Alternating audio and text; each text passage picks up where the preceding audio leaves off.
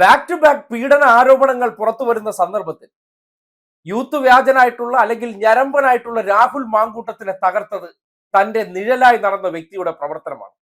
Indian പ്രണയകഥ എന്നൊരു സിനിമയിലെ ആ ഒരു ഓട്ടം നിങ്ങൾ ഓർക്കുന്നില്ലേ?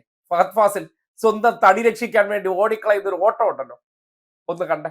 രാഹുൽ മാങ്കൂട്ടത്തിനും ഷാഫി പറമ്പിലിനുമെതിരെ ഗുരുതര ആരോപണവുമായി പ്രവാസി എഴുത്തുകാരി ഹണി ഭാസ്കർ.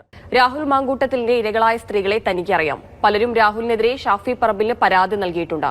ഷാഫിക്ക് പരാതി നൽകിയ ഒരു വനിതാ കോൺഗ്രസുകാരി ഇക്കാര്യം തന്നോട് പറഞ്ഞിട്ടുണ്ട്.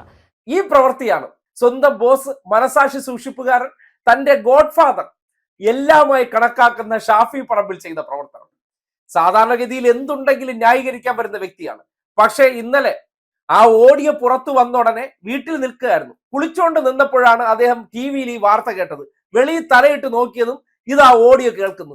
കിട്ടിയ പെട്ടി എടുത്തുകൊണ്ട് നേരെ എയർപോർട്ടിൽ വരുന്നു. അവിടെ കിടന്ന ഫ്ലൈറ്റ് കയറി നേരെ ബീഹാറിലേക്ക് പോയി. ബീഹാറിൽ എന്നാണ് പറയപ്പെടുന്നത്, പക്ഷെ ബീഹാറിലല്ല.